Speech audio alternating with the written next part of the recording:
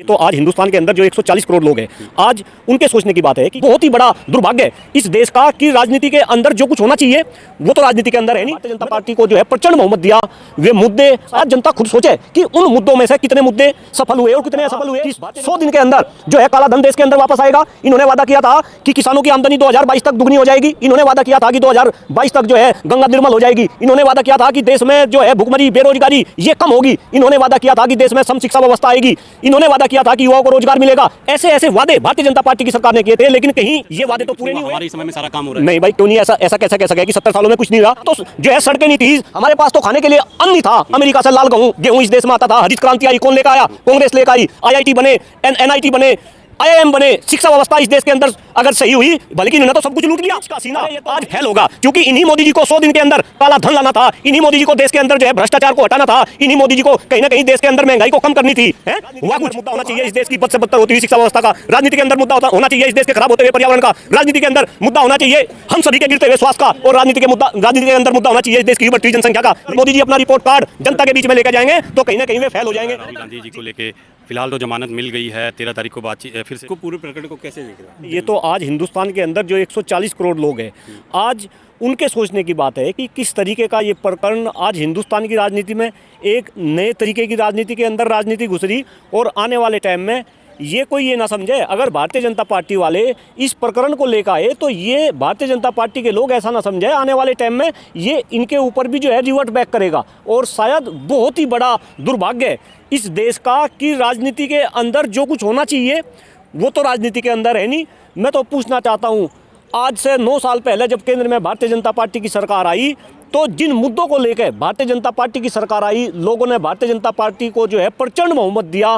वे मुद्दे आपके चैनल के माध्यम से मैं जनता के बीच में रखना चाह रहा, और शायद जनता खुद सोचे कि उन मुद्दों में से कितने मुद्दे सफल हुए और कितने असफल हुए। भारतीय जनता पार्टी की सरकार आई तो इनके अंदर जो है काला धन देश के अंदर वापस आएगा। इन्होंने वादा किया था कि किसानों की आमदनी 2022 तक दुगनी हो जाएगी। इन्होंने वादा किया था कि 2022 तक जो है गंगा निर्मल हो जाएगी। इन्होंने वादा किया था कि देश में जो है भुखमरी बेरोजगारी ये कम होगी। इन्होंने वादा किया था कि देश में सम शिक्षा व्यवस्था आएगी। इन्होंने वादा किया था कि युवाओं को रोजगार मिलेगा। ऐसे ऐसे वादे भारतीय जनता पार्टी की सरकार ने किए थे, लेकिन कहीं ये वादे तो पूरे नहीं हुए। और जब ये वादे पूरे नहीं हुए तो इस तरीके के मुद्दे ला के राहुल गांधी जी का प्रकरण भला जाति धर्म संप्रदाय में कहीं ना कहीं 140 करोड़ लोगों को उलझाना चाह रहे। और मुझे तो ऐसा लग रहा कि कहीं ना कहीं लोग भी उलझते जा रहे हैं। कह के आई थी कि भाई 70 सालों में कुछ नहीं हुआ। आपको भी नहीं लगता कि वो सही कह रही है? भाई क्यों नहीं? ऐसा कैसे कह सके कि 70 सालों में कुछ नहीं हुआ इस देश में? अरे मैं तो बचपन से सुनता हुआ आया भाई, यहाँ तो जो है सड़कें नहीं थी, जो है चलने के लिए जगह नहीं थी। हमारे पास तो खाने के लिए अन्न नहीं था। अमेरिका से लाल गेहूं इस देश में आता था। हरित क्रांति आई, कौन लेकर आया?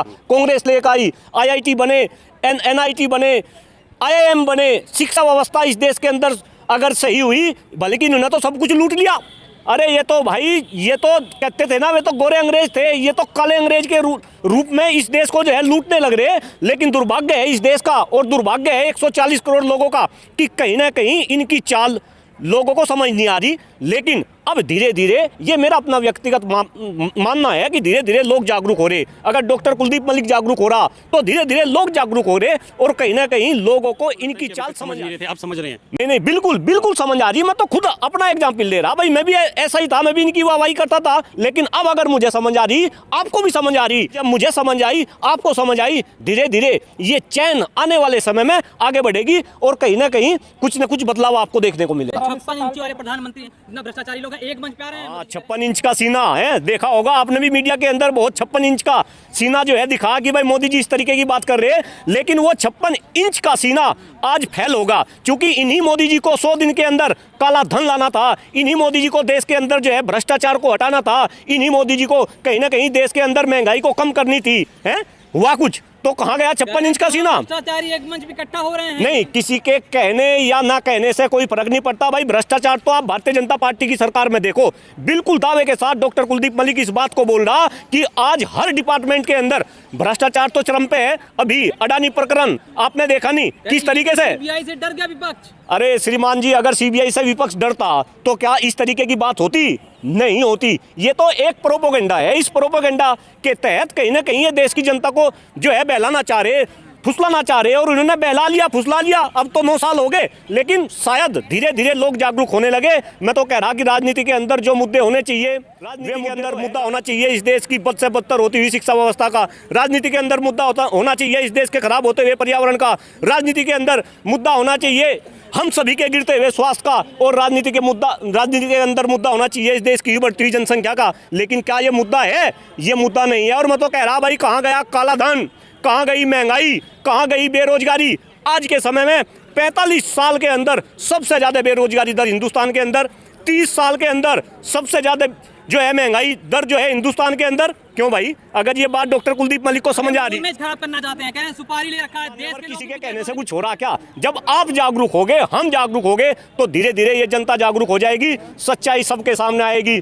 सच्चाई सच्चाई छुप नहीं सकती किसी के छिपाने से, और खुशबू आ नहीं सकती कागज के फूलों से। जी, तो मोदी क्यों कह रहे हैं कि भाई हमारी सुपारी ले रखी है, देश में भी विदेशों में भी? नहीं, मोदी जी तो कुछ भी कहेंगे। मोदी जी तो ये भी कह रहे थे कि हम काला धन वापस ले आएंगे। मोदी जी तो पता नहीं क्या क्या कह रहे थे। अभी जो है प्रकरण आया डिग्री का, आज जो है प्रकरण चल रहा कि भाई मोदी जी की जो है डिग्री भी फर्जी है। अरे इस देश, अनपढ़ कहा जाएगा देश के प्रधानमंत्री को? नहीं, अनपढ़ कहा जाएगा तो क्या वो अच्छी बात है?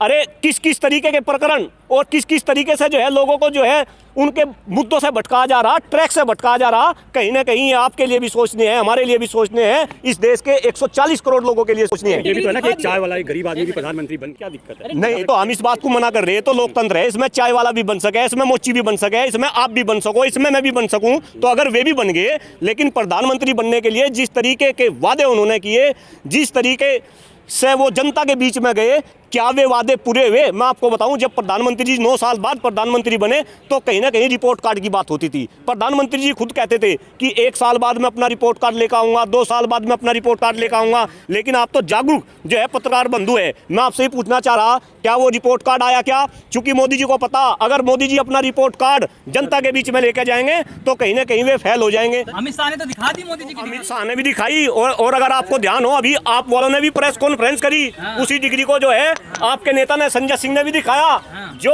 डिग्री के ऊपर जो यूनिवर्सिटी की स्पेलिंग लिखी गई, वो यूनिवर्सिटी की स्पेलिंग के अंदर भी जो है वी की जगह पी बना रखा। तो भाई ये तो दुनिया देख रही। और बिल्कुल मैं तो शर्मसार हूँ, मैं खुद शर्मसार हूँ कि अगर देश के प्रधानमंत्री की शैक्षिक योग्यता के ऊपर आज इस तरीके के क्वेश्चन उठाए जा रहे। और मैं तो आदरणीय भी तो लगाया। नहीं दूरदर्शी प्रधानमंत्री हैं। नहीं, हाँ, इतने दूरदर्शी है ना, इतने बड़े बड़े काम कर दिए, जनता को बहका दिया, और जनता बहकावे में आ गई, तो दूरदर्शी तो है ना। देखिए, मैं ऐसा नहीं, अगर प्रधानमंत्री जी ने कोई अच्छे काम करे तो उनके अच्छे काम की तारीफ करो, लेकिन अगर कोई गलत काम करे तो कम से कम उन गलत काम को कहो। तो भाई आज आपके चैनल के माध्यम से मैं देश की जनता से ये अपील करना चाह रहा कि ये निवेदन, पार्टी भक्त ना बन के आप देशभक्त बनो। आज हो क्या रहा? भी रुक रहे हैं सर, दंगे रुक रहे हैं। पाकिस्तान और चीन से जो आतंकवाद आता था वो कम हो गया कहा जा रहा है। अच्छा, चीन की कहानी पता नहीं आप में, चीन वालों ने क्या हल कर रखा? अरे श्रीमान जी, आप मीडिया कर्मी हैं, जो हकीकत है शायद वो दिखाई नहीं जा रही, क्योंकि जो दिखता है वही सब कुछ मान रहे। तो कहीं ना कहीं मीडिया को जिस तरीके से कब्जे में किया जा रहा और जिस तरीके से मीडिया के अंदर खबर चलाई जा रही, उसी तरीके की हमारी साइकोलॉजी होती जा रही। तो ये तो आप जैसे मीडिया कर्मियों का बहुत बहुत धन्यवाद कि आप इस तरीके के क्वेश्चन जिस तरीके से भी पूछ रहे हैं वो बहुत ही अच्छा है, और कहीं ना कहीं ये लोगों को जागरूक करने का काम कर